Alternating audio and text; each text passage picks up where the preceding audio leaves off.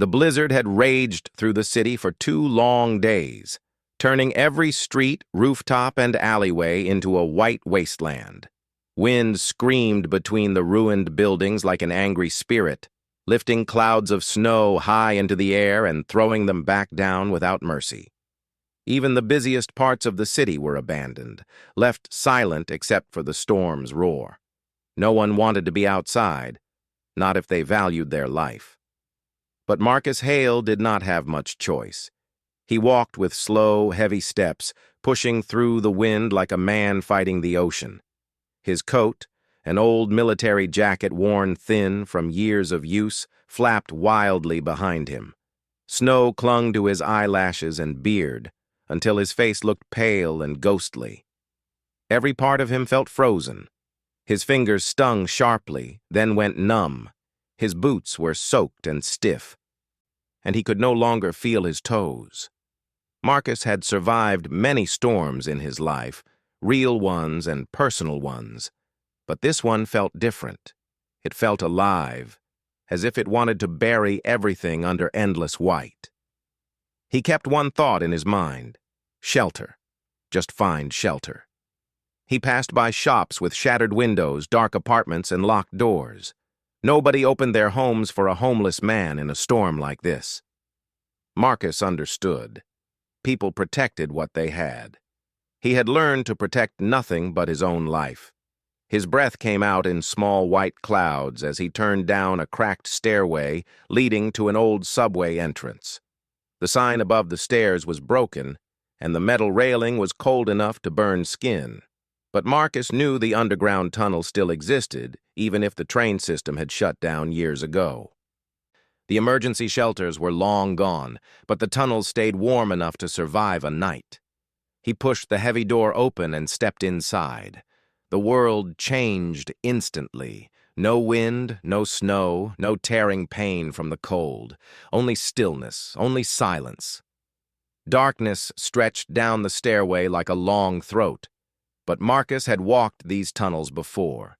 He took out a small metal lighter from his pocket and flicked it on. The tiny flame made a weak halo of light. "That'll do," he muttered, his voice rough from the cold.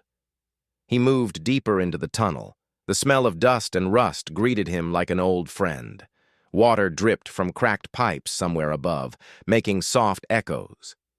Rats scurried along the far wall, but Marcus didn't mind. Rats did not bother him, and he did not bother them. When he finally reached a small maintenance room he had used before, he sighed with relief. The room wasn't much, just 4 walls, a broken door, and an old bench, but compared to the blizzard, it felt like a palace. Marcus set down his backpack and searched inside. He had a half loaf of bread, a nearly empty bottle of water, and a blanket. Thin, but better than nothing. He wrapped the blanket around himself and sat on the bench, letting his body thaw. His eyelids began to grow heavy. He was exhausted. The storm had taken everything out of him.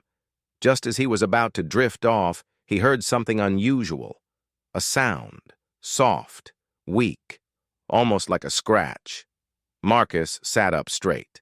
There it was again, scraping, dragging, somewhere deeper in the tunnels. He frowned. "Probably a rat," he whispered to himself. But even as he said it, he knew it didn't sound right. Rats moved quickly. This sound was slow and uneven, like something injured was dragging itself across the ground. His instincts, old military habits, woke inside him. Something was wrong. Something was down here that shouldn't be. He stood up, grabbed his lighter again, and stepped into the hallway. The small flame flickered as he walked. The sound grew clearer. Scrape. Pause. Scrape. Marcus's steps became cautious. "Hello?" he called, his voice echoing through the empty tunnel. "Anyone there?" Silence answered him. He moved slowly, scanning every shadow. Part of him told him to go back to the room and stay safe. But another part, the part that had saved lives during wartime, could not ignore someone who might be hurt. He followed the sound until he reached a corner where the tunnel widened. Then he froze. Something was curled up against the wall. It wasn't human. It wasn't a rat. It wasn't anything Marcus had ever seen. Even in the dim glow from the lighter, he saw smooth scales, faintly shimmering like dim embers under frost. Wings, small and folded tight, wrapped around a trembling body. A long tail stretched across the floor. Its shape was unmistakable. A dragon. A real dragon. Marcus stared, completely still. His heart pounded hard in his chest. He had seen many strange things in life, storms, tragedies, moments that felt impossible, but never a creature from myths and legends lying weak inside an abandoned subway tunnel. The dragon lifted its head slightly. Its eyes were shimmering violet, glowing faintly in the dark. It looked frightened. To his shock, it spoke. I'm sorry," the creature whispered in a soft, trembling voice. "I didn't mean to come close. I only needed warmth, and I can't take this cold anymore." Marcus's jaw dropped. The dragon spoke again, voice shaking. "Please, don't hurt me." "Hurt you?" Marcus thought. "I can barely stand myself." He lowered the lighter slightly so he wouldn't blind the creature. "I'm not gonna hurt you," he said quietly. His voice, though rough, held a calm tone. "What are you doing down here? Where did you come from?" The dragon shivered. The poor thing looked half frozen, its scales covered in bits of snow and ice. Its wings twitched weakly. "I escaped," it whispered. "I didn't know where to go. But the storm, humans are not supposed to be out in such cold. You shouldn't be out there either." Marcus almost laughed. "Tell me about it. The storm almost finished me." He took a cautious step forward. The dragon did not move away, only lowered its head as if expecting punishment. That sight made Marcus's chest tighten. Nobody should look that scared, human or not. He knelt down slowly. "Hey," he said gently, "I'm not your enemy." The dragon opened its eyes again. You are helping me?" "I'm trying," Marcus answered. "You look like you're freezing to death." The dragon's voice grew even softer. "I have never felt cold like this. My wings, my fire, everything is fading." Marcus glanced at its body. The scales looked dim, almost dull. He had no idea how dragons worked, but he could tell it was in trouble. He removed the blanket from his own shoulders and laid it gently over the dragon. The creature flinched at first, then relaxed as the warmth slowly reached it. "You need this more than I do," Marcus said. "You'll freeze," the dragon whispered. Marcus shrugged. "Already half frozen anyway." For the first time, the dragon made a small sound, almost like a soft, grateful sigh. "What's your name?" Marcus asked. "Astrilyn," it answered quietly. "My name is Astrilyn." Marcus nodded. "I'm Marcus." Astrilyn blinked slowly, studying him with tired eyes. Something like confusion touched her expression. "You are Humyn," she said, as if surprised. "Last time I checked," Marcus replied. Astrilyn lowered her head again. "I did not think humans showed kindness to strangers." Marcus snorted. "Strangers don't usually look like mythical creatures about to die in a subway."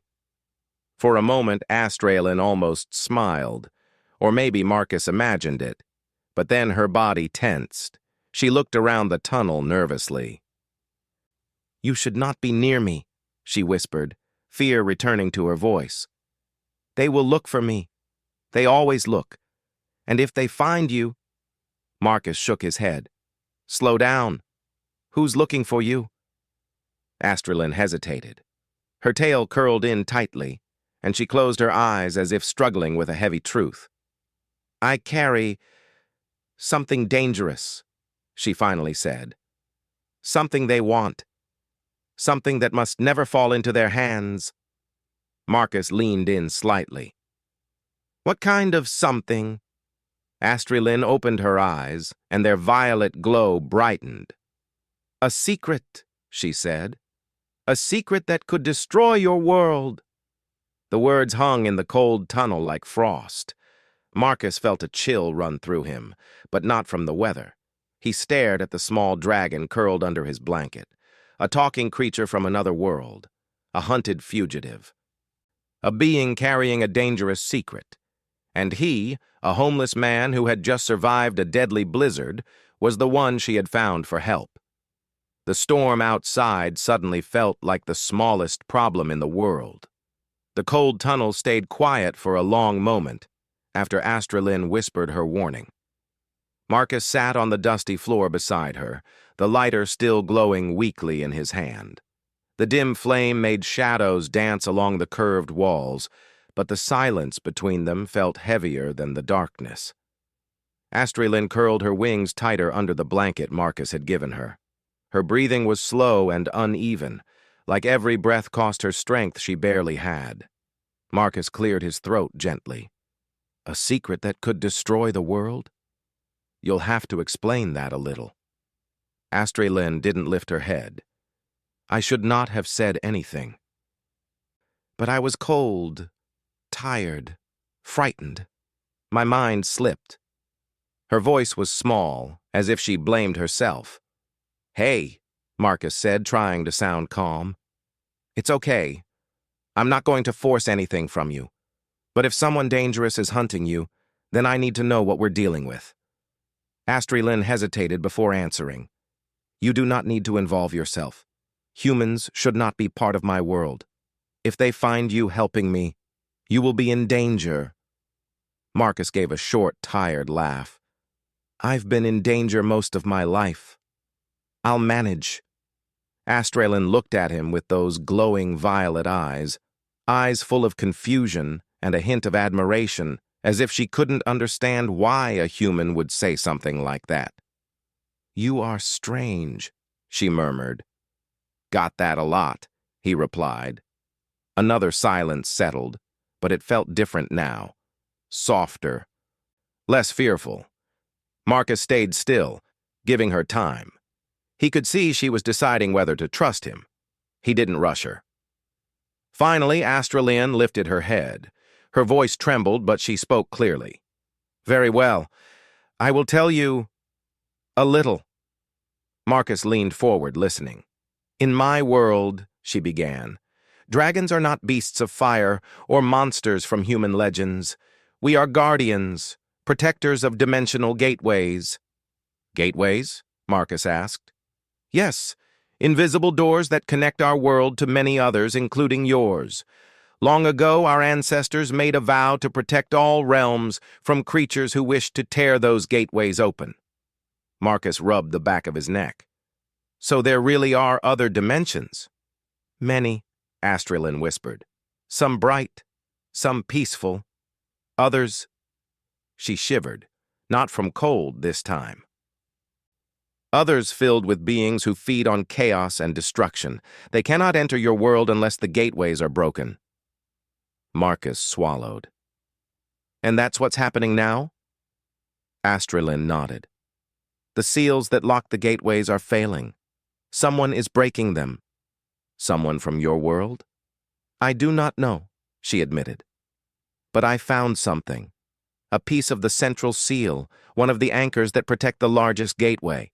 I took it before the enemy could use it. It is hidden inside my scales. Marcus blinked. You're carrying it on you right now? Astralyn lowered her gaze. Yes, that is why they are hunting me. Marcus looked down the dark tunnel instinctively, imagining unseen shapes moving toward them. Who are they exactly? Astralyn's voice dropped to a whisper. Dimensional hunters. They are not alive as you understand life. They move like shadows, bend light, and sense energy. They follow anything that carries dimensional power. They can smell it from great distances. Marcus frowned. And they followed you here. Yes, she said shakily. I masked my trail for a while, but the storm weakened me. The cold made my magic unstable, and I was careless. They will find my energy soon. Marcus's stomach tightened. Can they track humans? Astralyn hesitated again, then shook her head slowly. No, Marcus blinked. No? They cannot see humans, Astrelin said with a mix of confusion and awe. Your kind does not give the same energy as other beings. To hunters, you appear like empty space. They will walk past you without noticing. Marcus stared at her, unsure how to react. So, humans are invisible to them? Yes, she whispered. Invisible, untouchable. It makes no sense. I studied many worlds, but never have I seen a species so untraceable. Marcus scratched his chin. Well, humans are good at being overlooked. Comes with being small and annoying. Astrelin blinked in a slow, thoughtful way. It is more than that.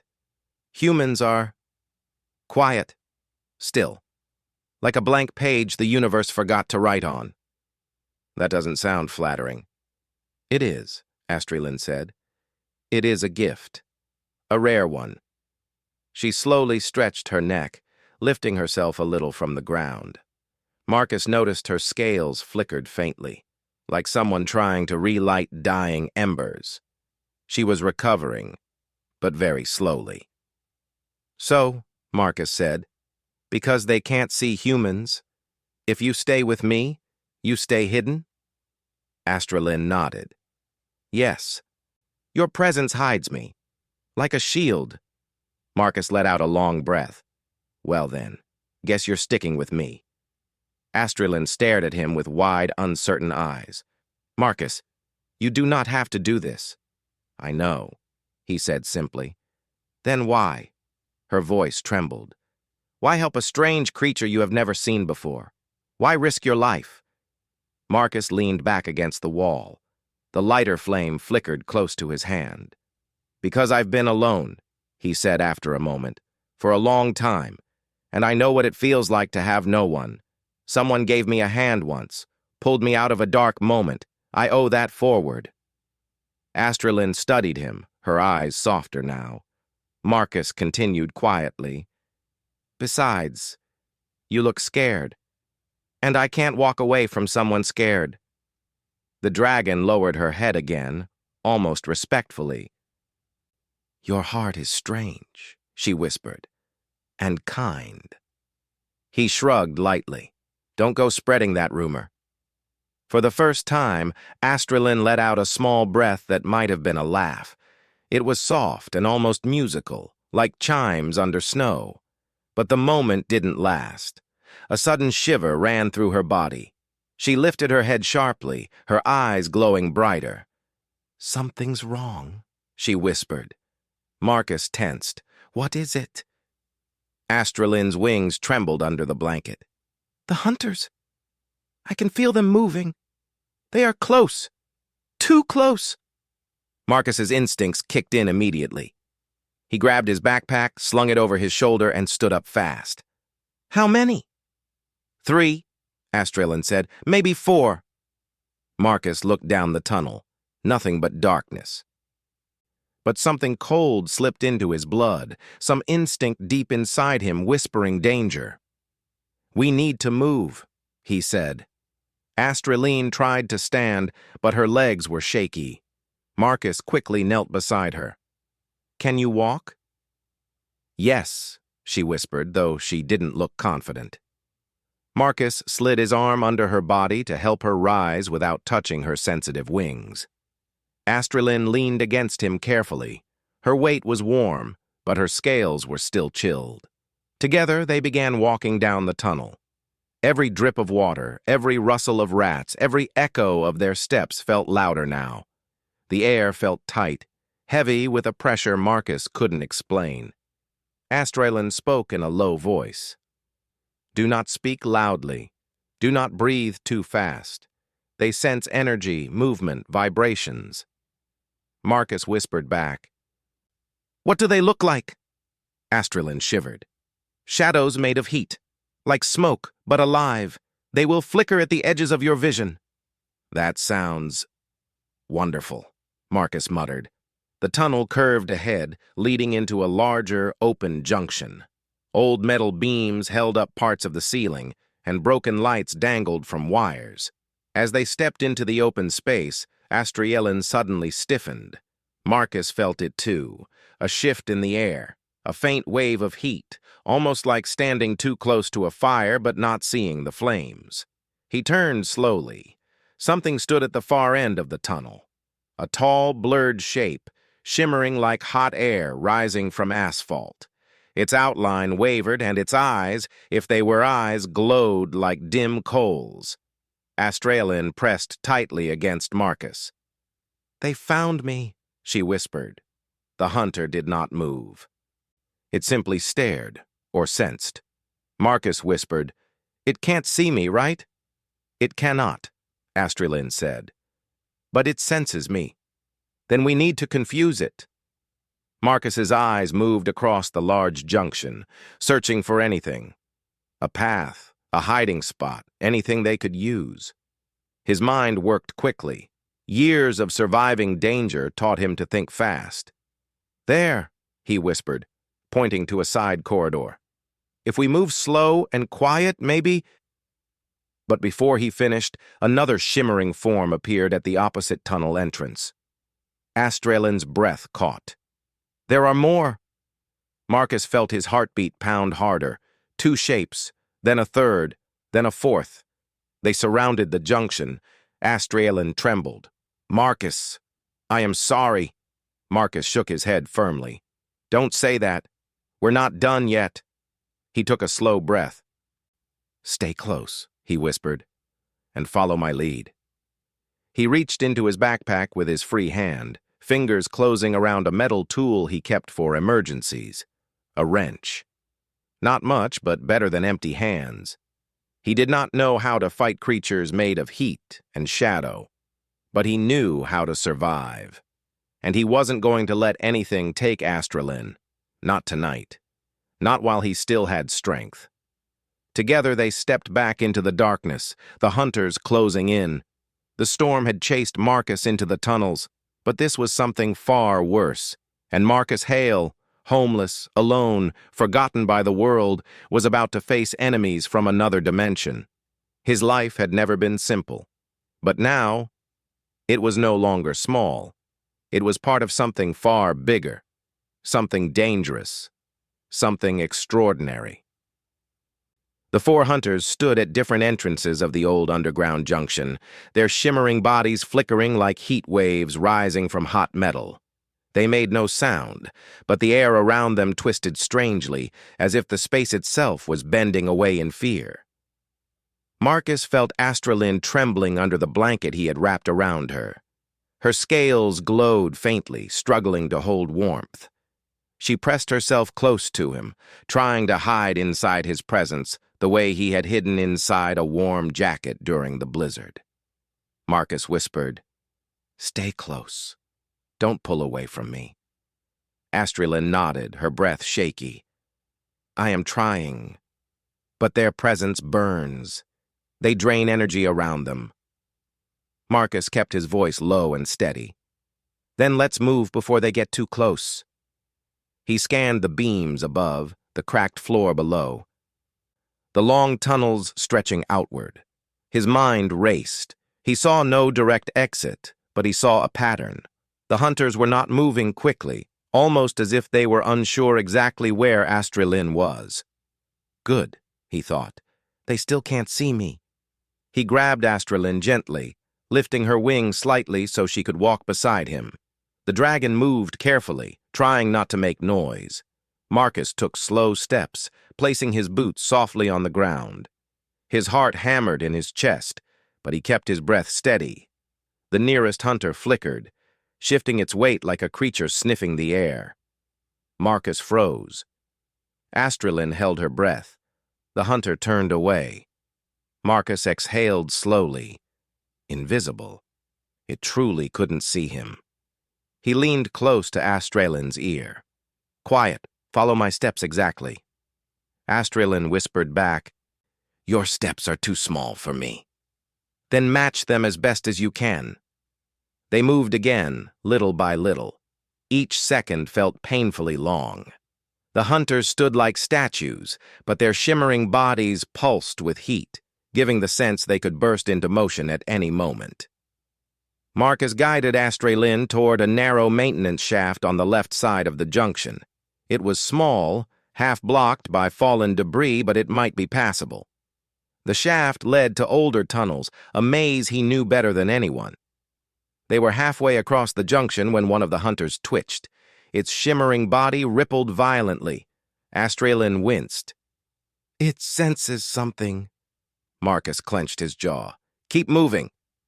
But before they could take another step, one hunter slid forward, not walking, gliding, like smoke drifting across the ground. It moved directly toward them. Astraelin's scales flashed with fear. "It knows! Marcus, run!" Marcus did not run. He grabbed Astraelin's head gently and pulled her closer, keeping her shielded behind his body. The hunter approached, its tall form bending unnaturally as if sniffing the air where Astraelin had been a moment ago. It stopped inches away from Marcus. Marcus didn't move.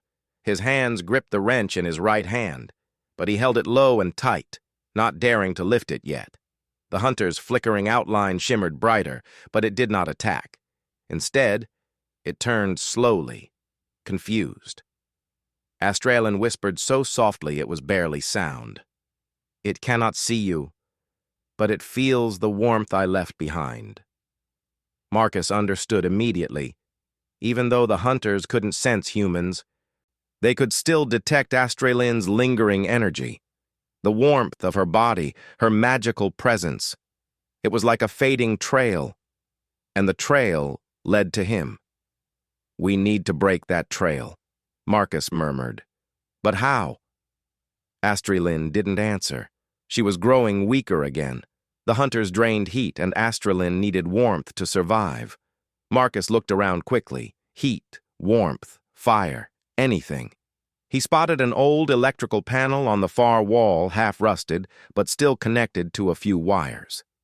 If he could spark it, maybe the sudden burst of heat would distract the hunters long enough for them to slip away. But it was across the junction. He needed to get there without drawing attention. He slowly leaned toward Astraelin. "Listen, I'm going to distract them." Astraelin's eyes widened. "No. You cannot fight them." "I'm not going to fight them," he said softly. "Just distract them for a moment." "Marcus!" He touched her snout lightly, reassuring her. "Trust me." Before Astraelin could protest again, Marcus stepped away from her. The moment he separated from her, she let out a small sound, fear or desperation. But she didn't move. She couldn't. Marcus moved carefully, keeping his steps silent. The hunters continued to flicker around the junction, searching. None of them focused on Marcus. His form was invisible to them, just empty space. He reached the wall with the electrical panel and studied it quickly. The wires were exposed. Water dripped from a pipe overhead onto a metal plate. If he could connect the right wire to the plate, it might spark or explode. Either way, it would create heat stronger than Astraelin's fading trail. He adjusted his grip on the wrench and took a breath. "All right," he whispered to himself. "Let's hope this old thing has a little life left." He slammed the wrench against the panel. A loud crack burst through the tunnel, followed by a sharp, bright flash of sparks. A small flame burst out, hissing angrily as water dropped onto it. Every hunter in the junction snapped toward the flame. Their shimmering bodies pulsed violently. They glided fast, much faster than Marcus expected, toward the heat. Astraelin gasped as they rushed away from her. "Marcus, come back!" Marcus didn't waste time. He sprinted back toward her, grabbing her gently and pulling her toward the maintenance shaft. The hunters were busy, swirling around the electrical panel like confused insects trapped around light. The small fire grew with every drip of water, sending heat bursts into the cold tunnel air. "Hurry," Marcus whispered. Astraelin struggled to move. Her legs were weak, her wings dragged behind her. Marcus pushed debris aside with his boot, opening the gap just wide enough. "Go," he urged. Astraelin crawled inside the narrow shaft, barely fitting through. Marcus followed, pulling himself into the tight space. He kept his body close to hers to shield her. Behind them, the hunters let out a strange, crackling hiss. The flame must have died. They had realized the heat was not astralin. They were gliding back.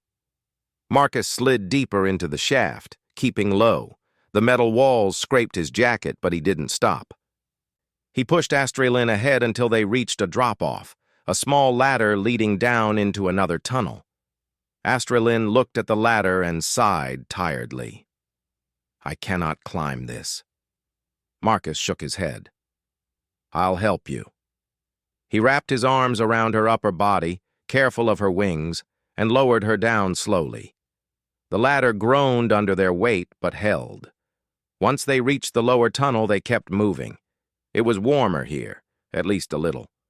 Old steam pipes lined the walls, some still leaking faint heat. Astralin collapsed onto the ground, her chest rising and falling quickly. Her scales were dimmer than before. Marcus knelt beside her, his breath heavy. You okay? Astralin closed her eyes. No, but I am alive. Marcus nodded. Good. That's good. She looked at him weakly. Marcus, you fought them. You tricked them. How did you think so fast? Marcus leaned his head back against the wall. I've had to think fast my entire life. When you've lived on the streets, danger doesn't knock, it jumps you. You learn to survive. Astralin stared at him in wonder. Humans, you are more clever than I imagined. We're stubborn, Marcus said. Very stubborn. Astralin gave a small, tired smile. Stubbornness can save worlds. Marcus chuckled softly. Let's not get ahead of ourselves. But even joking couldn't hide his worry. Astralin was getting weaker. The hunters would keep searching, and sooner or later the tunnels wouldn't be enough. He turned to her. Astralin, what do we do next? She opened her eyes slowly. We must reach the dimensional fault under the city. It is the only place where the seal fragment inside me can be protected. Where is it? Beneath the frozen reservoir. Far from here. Marcus rubbed his face. That's a long walk. Yes, she whispered, and I am growing weaker. If we do not reach it soon, the hunters will catch us. Marcus looked down the long, dark tunnel stretching ahead. He had survived the storm. He had survived the hunters. Now he would have to survive something far bigger. He stood up, lifting Astralin gently. Then let's get moving. We're not giving up. Astralin looked at him with tired but hopeful eyes. Marcus, humans truly are extraordinary. Marcus smiled faintly. You'll see. We're just getting started. Together they walked deeper into the darkness, toward danger, toward secrets, and toward a mission that neither of them could survive alone. For the next few hours, Marcus and Astralin moved through the forgotten tunnels beneath the city. The air grew warmer in some places where old steam pipes still worked, sending soft clouds of heat into the cold underground. Marcus kept Astralin close to those warm spots whenever possible. Her scales regained a faint glow every time she touched warm air, but it faded quickly. Her strength was dropping fast. At one point she stumbled, her legs folding beneath her. Marcus caught her gently before she fell completely. That's enough, he said firmly. We're resting. Astralin shook her head weakly. We cannot rest. The hunters won't find us yet, Marcus said. We need a plan, not panic. They stopped near a broken maintenance alcove where warm steam poured from a cracked pipe overhead. Marcus carefully guided Astralin beside it.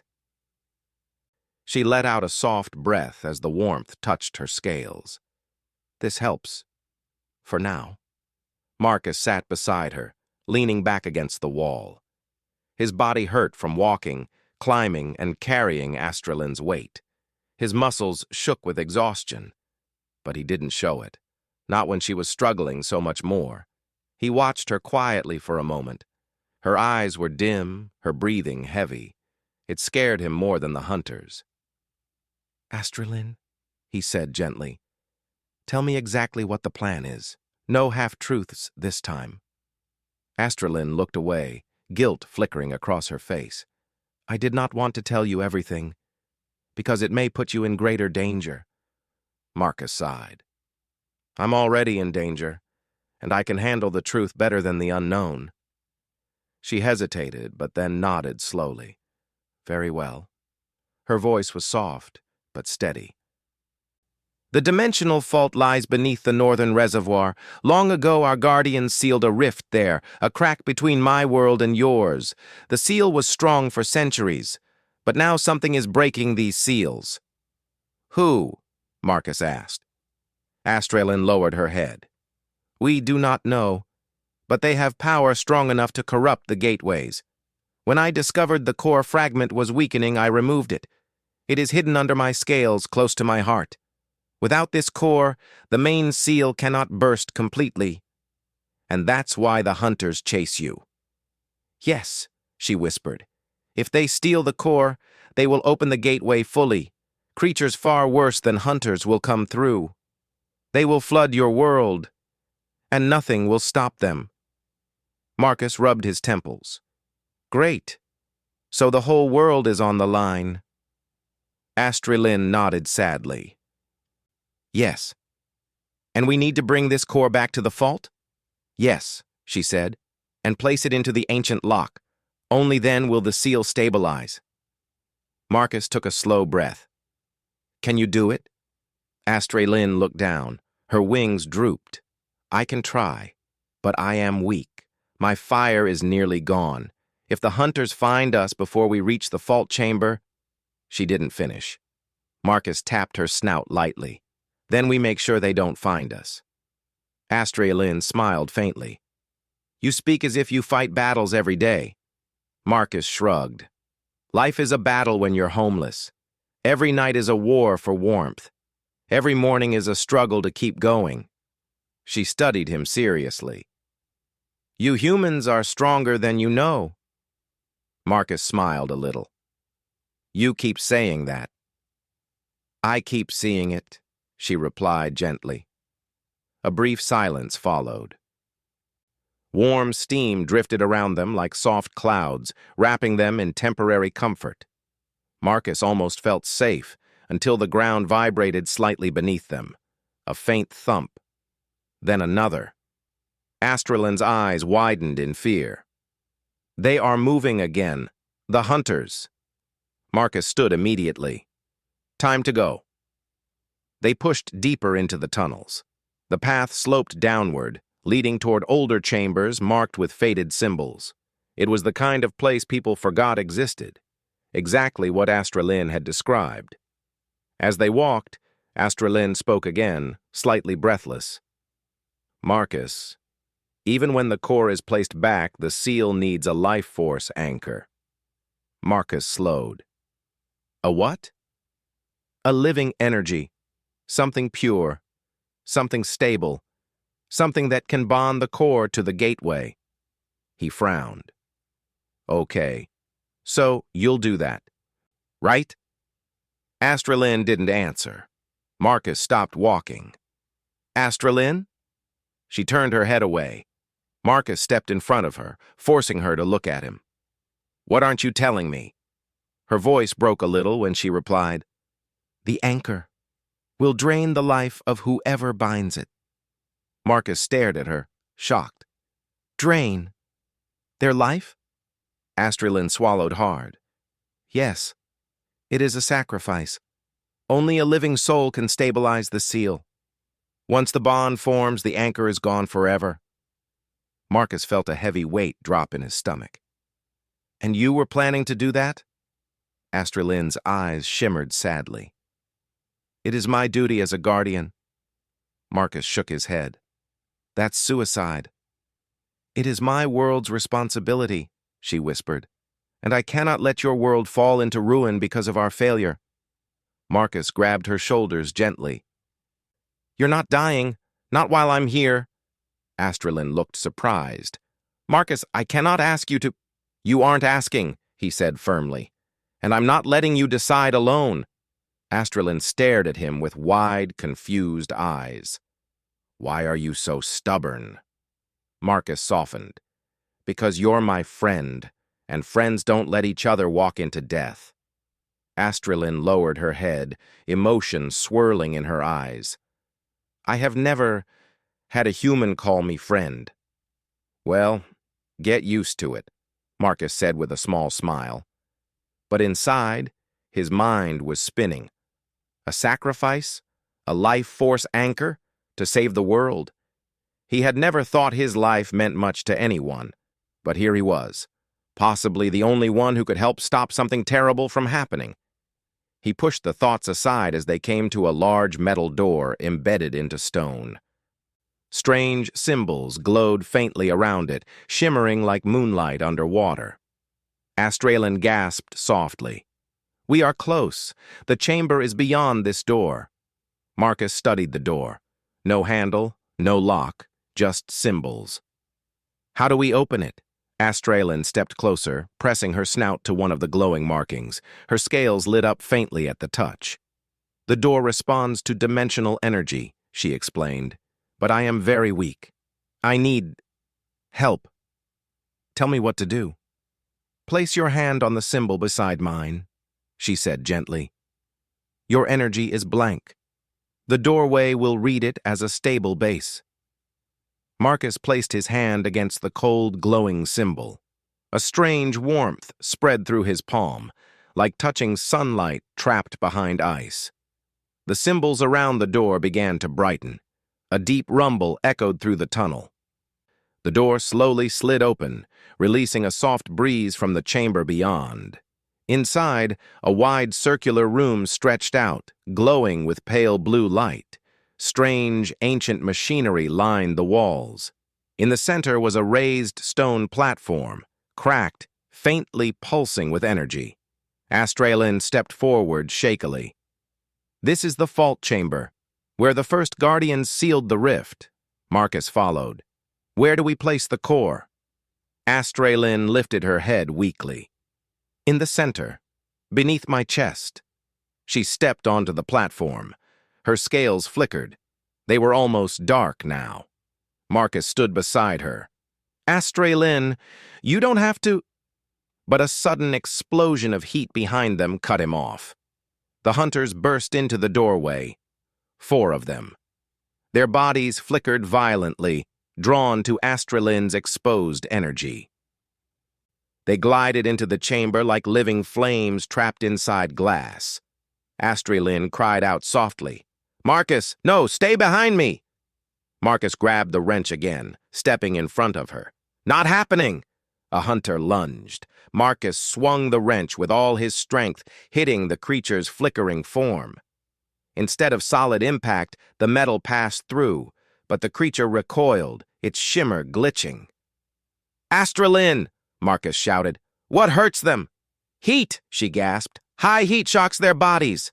Marcus looked around wildly. No fire, no sparks, no electricity. Only one source of heat in the room. Astrelin, her dying fire. Marcus stepped back to her. Astrelin, breathe fire. I cannot, she whispered.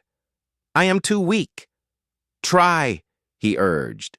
She lowered her head. Her throat glowed faintly. A tiny flicker of flame escaped her mouth, weak but real. The hunters hissed and retreated slightly. Marcus grabbed Astrelin, steadying her. Again!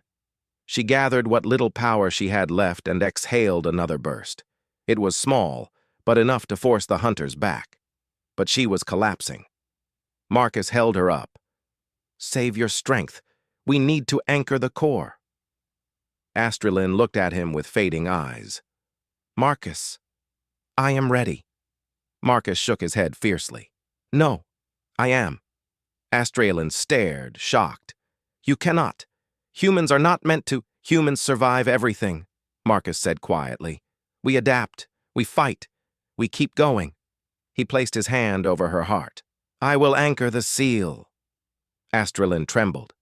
Marcus, please, do not. It's my choice, he whispered, "and I choose life for both worlds." Behind them, the hunters gathered strength for another attack. Time was running out. Marcus looked Astraelin in the eyes. "Let's finish this." Marcus Hale stood in the center of the fault chamber, heart pounding, hands pressed firmly over Astraelin's scales where the core fragment rested. The chamber glowed pale blue, faintly pulsing like the heartbeat of the world itself. The ancient runes on the walls shimmered in rhythm, as if aware that the fate of the city, and perhaps all life, depended on this moment. Behind them, the hunters circled, flickering and pulsing like living shadows. They hissed in a strange metallic sound that reverberated against the stone walls, sensing the energy radiating from Astraelin's core. Marcus could feel the heat, faint but sharp, and the heavy pressure of the hunters closing in. They were coming for the core. They were coming for her. But Marcus did not move, not back, not away. He held Astraelin close and met her glowing violet eyes. "You don't have to do this," she whispered, trembling, weak from exhaustion and fear. "Yes, I do," Marcus said firmly. "Not you. Me." He squeezed his eyes shut for a moment, steadying his fear. "I'm the one who can do this. You've been protecting the worlds long enough. Let me finish it. Let me anchor it." Astraelin stared at him, disbelief and worry warring in her eyes. "Marcus, humans cannot. The energy. It will drain your life completely." Marcus shook his head, trying to keep his voice calm. "I've lived a life most people wouldn't call lucky, but I'm still here. I've survived storms, hunger, freezing nights. And if this is the moment I can finally make it count, then I'm ready." The dragon tilted her head slightly, studying him. Her breathing was shallow, and her wings quivered against the cold stone floor. "You are extraordinary," she whispered softly. "I have never known a human so brave or so selfless." Marcus gave a small, tired smile. "That's what it takes to survive, Astraelin. Not magic, not fire, just stubbornness and refusing to give up." The hunters glimmered brighter, sensing the energy rising from the chamber. Their attention focused entirely on the core and Astraelin. Marcus felt the air thicken with their oppressive presence. The shadows flickered along the walls like waves of darkness, and the low hum of their movement vibrated in his chest. "Now," Marcus whispered, steadying his hands. He pressed both palms against the shimmering scales covering Astraelin's chest. The fragment pulsed beneath him, faint and weak. Slowly he concentrated, imagining the core locking itself into the fault, envisioning a bond forming that would stabilize the rift. His mind emptied of fear, of pain, of doubt. Only one thought remained: stability, protection, life. The core responded immediately. Light spread through the chamber, flowing like water over stone, and a soft hum filled the air. The hunters hissed in alarm, their forms flickering violently. They had not expected a human to interact with the core. Their movements became erratic, uncoordinated. Astraelin's wings trembled under Marcus's hands. She tried to rise to help, but her strength had left her. Instead, she whispered encouragement. "It is working. Marcus, you are anchoring it." Marcus gritted his teeth as he felt a strange tug at his soul. The energy of the core began to pull at him, siphoning life in a slow, insistent current. Warmth and strength drained from his body, replaced by a tingling numbness that spread from his chest to his fingers and toes. His knees shook. "Keep going," Astraelin murmured, her voice weak but unwavering. "You can do this." He closed his eyes and focused harder. He pictured the seal repairing itself, the energy flowing from him into the core. The room vibrated with light, brighter and brighter, until the shadows, the hunters, were forced back, their forms dissipating like smoke in wind. They hissed and shrieked, trying to resist, but Marcus's determination anchored the core with a strength they could not comprehend. This This is human energy, Astrelin gasped, awe breaking through her exhaustion. It is perfect, stable, and pure. I never imagined humans. Marcus opened his eyes just enough to see her smile, weak but proud. He nodded, squeezing the last of his will into the bond. His heart felt heavy, as if it carried the weight of the entire world.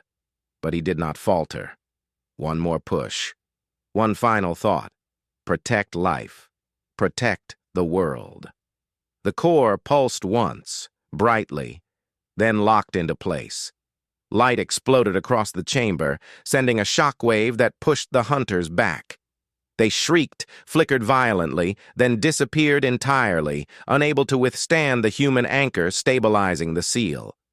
The rift below the reservoir, invisible yet powerful, trembled, then sealed itself with a brilliant surge of energy. The chamber quieted. The runes glimmered faintly, finally still. The danger was over. Marcus sank to his knees, exhausted, feeling the life energy leave him like water draining from a cup. His chest felt heavy, but in that heaviness, he felt something remarkable. He had succeeded. Against impossible odds, a human had stabilized a dimensional fault that could have destroyed the world. Astrelin slowly crawled closer, resting her head against his shoulder. Her scales glowed softly again, warmed by the stable energy of the core. "Marcus, you saved us all," she whispered. I cannot believe. A human." Marcus tried to smile but could only manage a weak breath. "I just did what I had to do," he said quietly. "You were the one carrying the secret, the one hunted. I just did my part." Astrelin lifted her head slightly, studying him with eyes that glimmered with gratitude and something deeper, respect, awe, and warmth.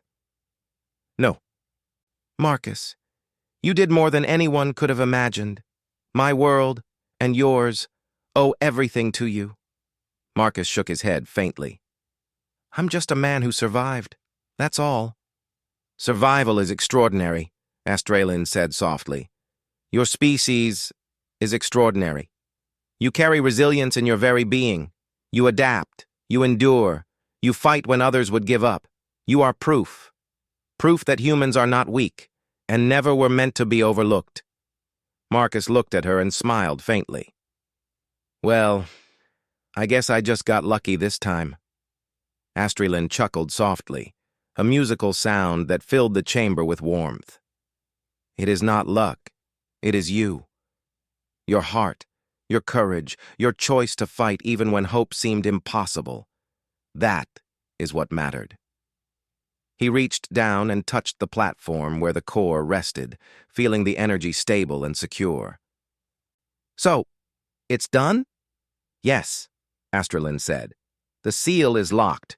The rift is closed. The hunters, they will not return for a long time. The worlds are safe. Because of you." Marcus let himself sink fully to the floor, leaning against the cold stone. His body trembled from exhaustion, but a small smile crept across his face. For the first time in years, he felt something he hadn't felt in a long time. Purpose. He had mattered. He had done something beyond survival. He had changed the course of worlds. Astrelin shifted closer, wrapping one fragile wing gently around him. "I should have protected the core alone," she whispered. "I never imagined a human would do what you did." "You helped me," Marcus said quietly. "You trusted me when no one else would. You showed me there was more than just surviving. You showed me that humans can be part of something bigger." Astrelin's eyes glimmered. "Then we are both fortunate, and now, perhaps the world will remember the courage of both dragon and human." They sat quietly for a moment, breathing in the calm that had replaced the chaos. Marcus could still feel the fading drain of energy from the anchor, but it did not matter. He had survived, and the world had survived with him. Slowly, he turned to Astrelin. "What now?" he asked. You rest, she said.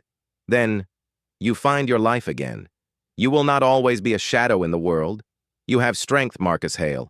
Others will see it one day. He shook his head. I'm just me, a man who survived. Astralin smiled softly. And yet that me was enough to save billions. That is extraordinary. Marcus chuckled faintly, feeling warmth in his chest despite the exhaustion.